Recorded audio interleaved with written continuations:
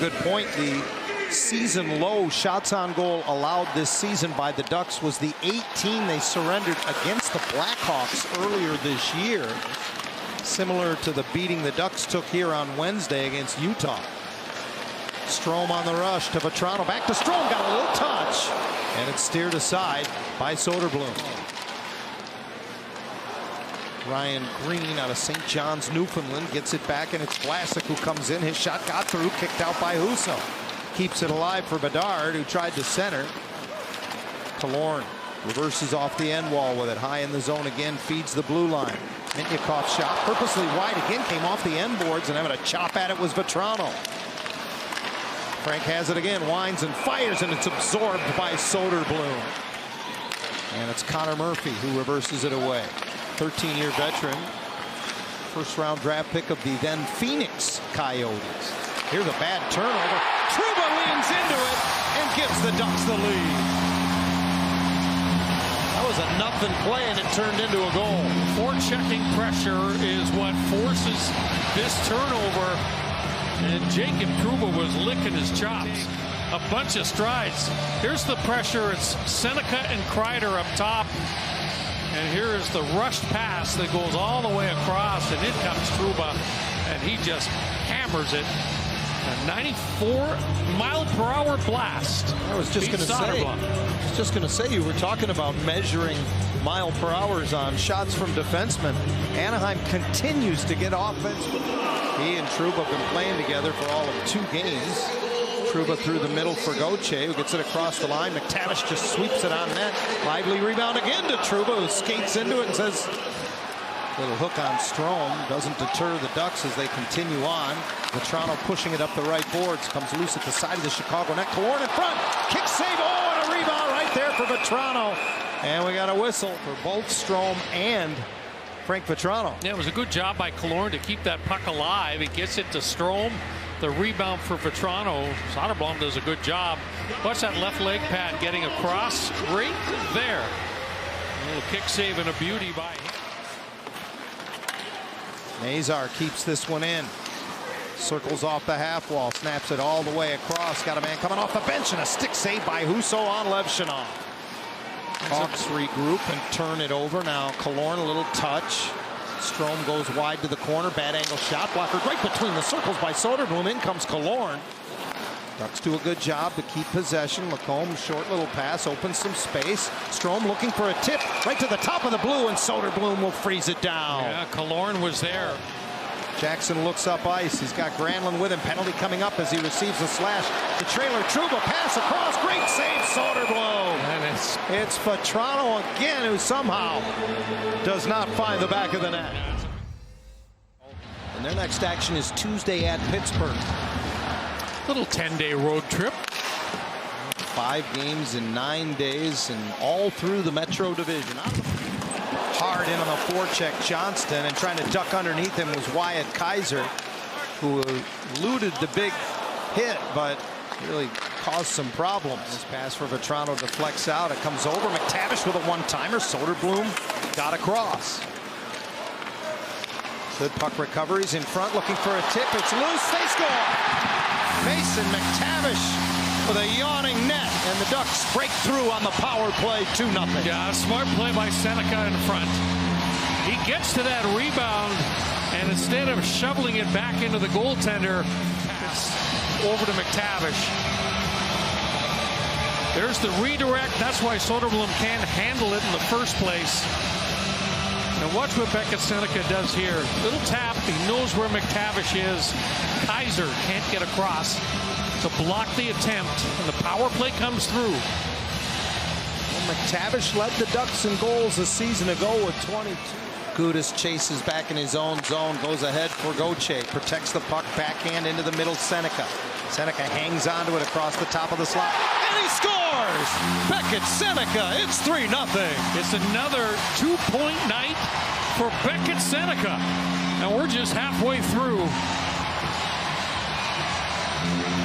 Headman pass from Radko Gudas here. Spreads the zone. Coming late with speed with Sennecke. And this one is a goal that Soderblom will tell you he's got to have. Outside the face-off dot. The goalie's got to stop that puck. As good as he has been, this is a killer. Little deceptive is the Hawks have somewhat thrown a little caution to the wind here in the last few minutes. They definitely have. This puck lobbed out of the zone. Killorn trying to get behind the defense. He scores! Wow, what a finish. What a great finish from Alex Killorn. His first goal in 27 games, and Alex Killorn makes it 4-0. You know, it's good to see this line get rewarded. Alley-oop pass here from Ryan Strome. Little flip. And now it's a foot race. And Killorn gets in behind Rinzel. He would have got a penalty for holding had he not scored.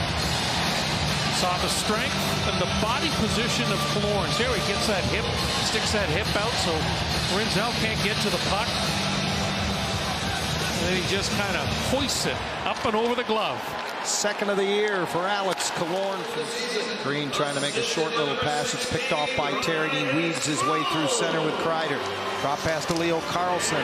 And they scored. Did Terry get a piece of that? I think it hit something en route to the goal. I don't know if it was Terry or if it was a Blackhawk defender. I could see Carlsson and Terry discussing it, and I think Troy told Leo, I didn't touch it. The Chicago defender that inadvertently touches this puck. Well, he went. Here's another look. See if we can pick up the contact. There it's off Levshinov's stick. And the puck just kind of fools the goaltender. There, ramps up the stick. That thing was end over end. Good things happen. You throw pucks at the net. One another. Ducks begin the third period on the power play for the first 45 seconds. As Crevier sits for delay of game and Anaheim controls the draw. Into the Chicago zone. Granlund is knocked down. Puck kept alive. Lacombe moves it over. Alone in front. Carlsson for his second of the game. Great pass by Kreider. It is 6-0. The play's made by Terry on the boards. When he digs that puck off the boards and gets it into the middle, the Blackhawks were caught. And then some good puck movement. One draw by Granlund kicks it off. And a quick transition play here as the puck gets to the boards. And this play by Troy Terry. See 3 Hawks out high. Now they can't get back to the top of the goal crease in time. If the puck is moved quickly and the passes are crisp, you're never going to be able to match the speed of the puck if you're a defender scrambling to get back. Second of the game.